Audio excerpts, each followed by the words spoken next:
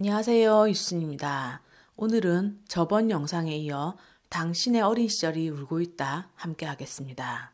이 책 표지에는 뇌는 기억하지 못해도 몸은 나의 과거를 기억한다라고 적혀 있습니다. 결혼을 하지 않고 혼자 살아간다면 치유와 성장 없이도 그런대로 괜찮다고 합니다. 하지만 결혼을 하고 아이까지 낳게 된다면 본인의 내면 상처를 치유하고 성장하지 못하면 사랑하는 아이를 나와 같게는 키울 수 있겠지만 나 같은 상처를 지닌 아이가 아닌 온전한 자신의 빛으로 살 수 있는 아이로 키우기는 힘듭니다.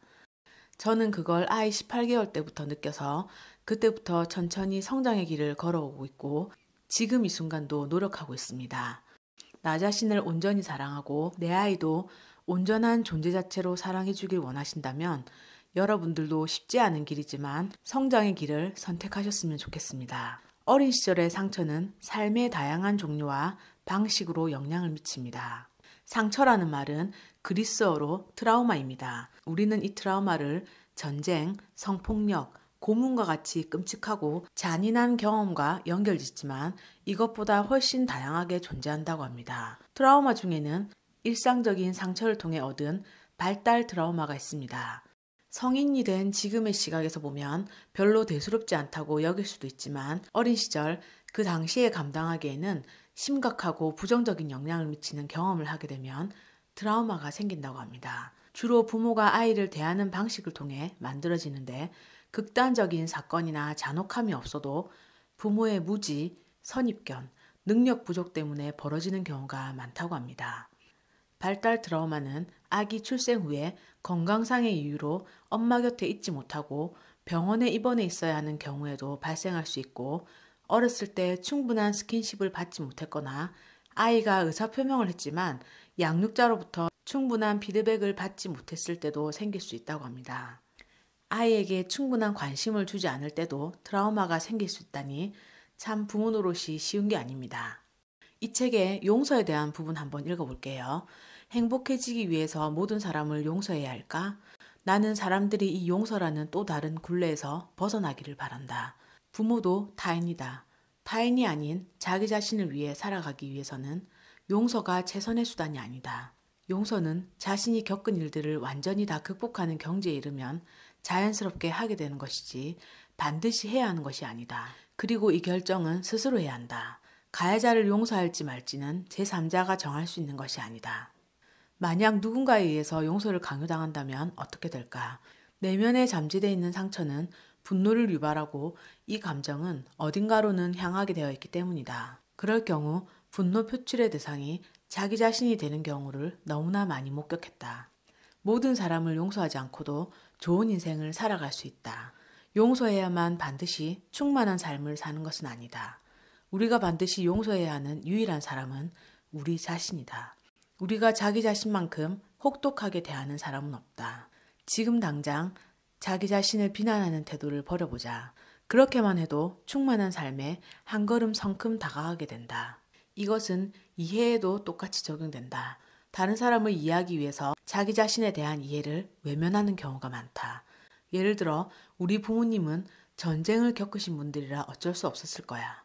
내가 부모님을 이해해야 돼 라고 애써 생각하는 사람도 있다. 하지만 이런 식으로 부모를 이해해버리면 결과적으로 자신의 고통과 상처는 억압하는 결과를 낳을 수도 있다. 또 다른 예를 하나 들어보자. 당신이 차에 치여 하반신 마비가 됐다고 상상해보자. 그 차의 운전자가 당신에게 일부러 그런 게 아니었어요. 나도 마음이 좋지 않아요 라고 말하면서 용서를 구했다. 이때 당신이 그 운전자를 용서하고 이해한다고 해서 덜 고통스럽고 더 이상 아프지 않게 될까? 결코 그렇지 않은 것이다. 그래서 나는 두 가지 다 해도 된다고 말한다. 자기 안에 있는 고통을 화를 통해 표출하는 것도 그대로 하고 그와 동시에 부모 혹은 나에게 상해를 입힌 운전자도 어쩔 수 없었을 거라고 이해하는 것이다. 꼭 용서해야 한다거나 이해해야 한다는 생각을 버리는 것이 중요하다. 만일 아이가 감당하기 힘든 요구를 받고 주변에 도움을 요청했는데 무시당한다면 어떻게 될까? 그래서 할 줄 아는 척 흉내만 냈는데 칭찬을 받는다면 그렇게 되면 아이는 완전히 잘못된 자아상을 갖게 된다. 이것이 잘못된 거울 반응이다. 거울 반응이란 주변 사람들로부터 나와 나의 태도에 대한 반응을 확인하는 행위이다. 뭔가를 성취했을 때에만 정말 잘했어 같은 칭찬을 들은 아이는 자신이 뭔가를 해냈을 때만 가치 있다는 자아상을 갖게 된다. 네가 있어서 정말 좋아 또는 너를 볼 때마다 정말 기뻐와 같은 말을 들었을 때와는 다르다. 이때는 행위가 아니라 존재 자체에 긍정적인 반응을 얻는 것이기 때문이다. 어린 시절에 이런 피드백을 전혀 받지 못한 사람들은 행동과 자신을 동일시하는 경향이 있다. 이들은 뭔가 노력한 행위에 대해서만 거울 반응을 받았기 때문이다. 또 방임으로 만들어지는 거울 반응도 있다.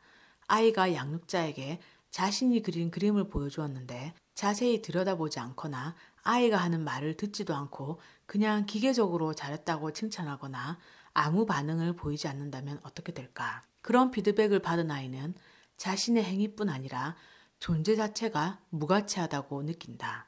이렇게 잘못된 거울 반응을 받은 사람들은 너무 일찍 어른이 되어야 했다. 너무 어린 나이에 감당하기 버거운 역할을 맡거나 책임을 떠맡아야 했기 때문이다. 결과적으로 진짜 자기 감정이 뭔지 잘 알지 못하고 현실에 접근하지도 못한다.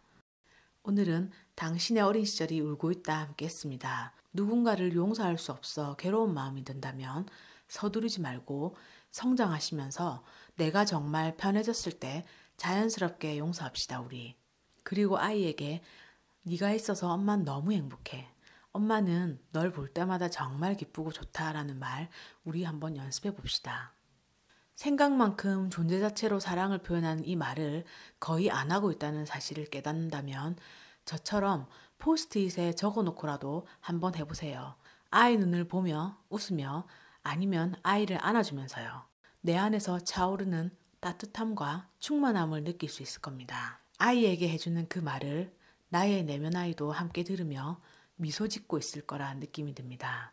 오늘도 함께 해주시는 분들 모두 감사하고 사랑합니다.